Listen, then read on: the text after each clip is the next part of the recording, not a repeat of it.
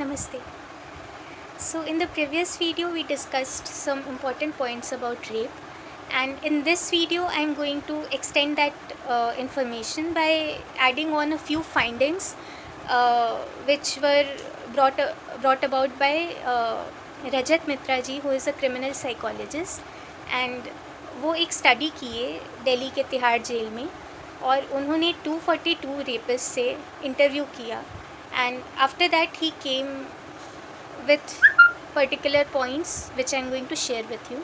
Some of these can be very disturbing, they were to me, so be prepared for that. So the first and foremost thing that he figured out was that rape is a behavioral crime. इसका मतलब क्या है?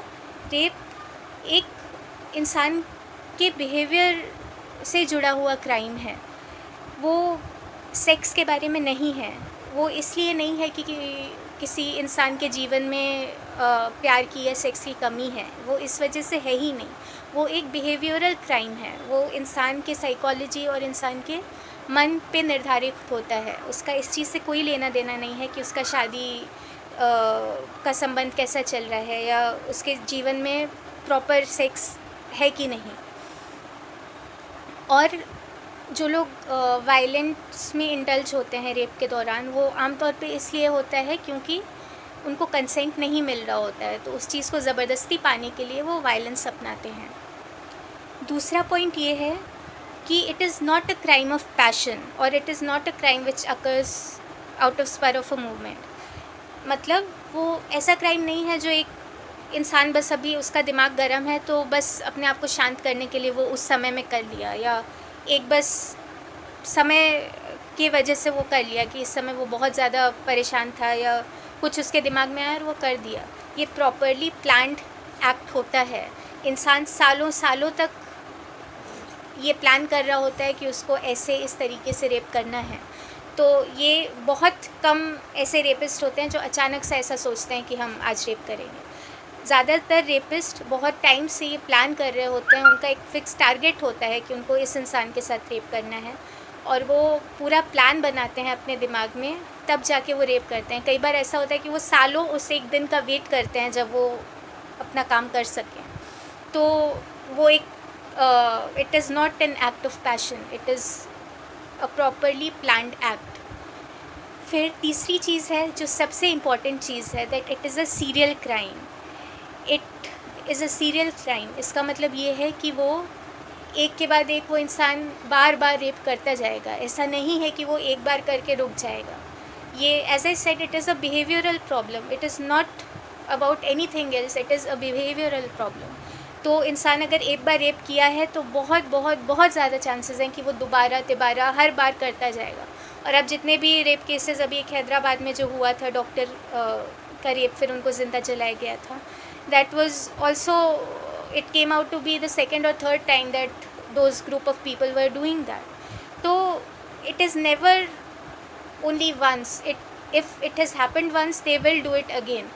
तो ये point इतना important इसलिए है क्योंकि रेप की सज़ा अभी तक 7 साल की होती थी, एंड अभी भी अगर लाइफ इम्प्रिजनमेंट कर रहे हैं, 14 साल वो जेल में रहा, उसके बाद भी उसे छोड़ेंगे तो we don't know if they are okay to be left out in the world और नॉट. वी डोंट नो, क्योंकि it is a serial crime. वो बार बार ये रिपीट करेंगे. तो we have to be very careful about how we are punishing the rapist.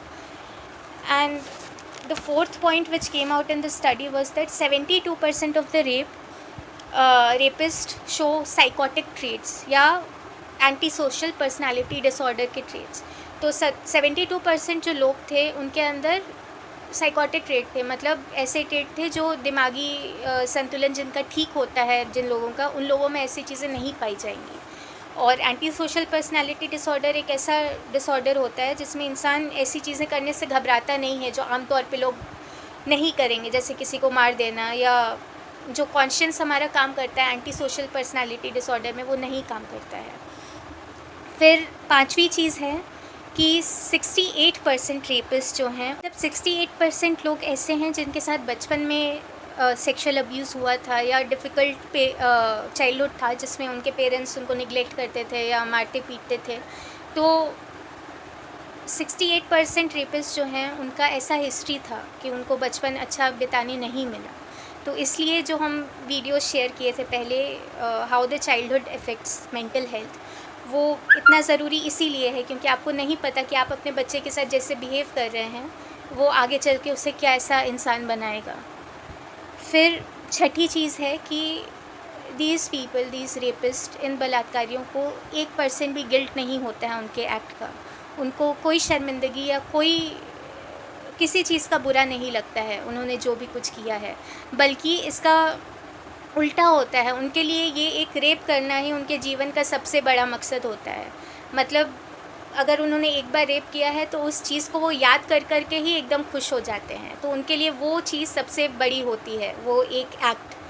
उसके अलावा उनके जीवन में और कोई मकसद नहीं होता है, ये इतना इम्पोर्टेंट है। तो उनको उस चीज़ का गिल्ट तो दूर की बात है, उनको वो चीज़ याद करके और खुशी और गर्व महसूस होता है। सातवीं चीज़ ये कि एक रेपिस्ट के मन में उसके जिस इंसान के साथ वो कर रहा है ये हरकत, उसके लिए बहुत नफ़रत होती है उसके मन में। मतलब ऐसा नहीं है कि वो प्यार में आके ये चीज़ें कर रहा है या उसको उस इंसान से ज़बरदस्ती सेक्स करना है इसलिए वो कर रहा है। उसके मन में उस लड़की के लिए बहुत नफ़रत होती है। वो उस इंसान को, मतलब अगर आप उनसे बारे में क्वेश्चन करें तो वो उस लड़की को गाली ही दे के बात करेंगे। उनके लिए बहुत नफ़रत होती है उनके मन में और वो बस उसको एक सामान की तरह देखते हैं जो कि उनका डिज़ायर पूरा कर सके। उसको इंसान के रूप में वो देखते ही नहीं हैं।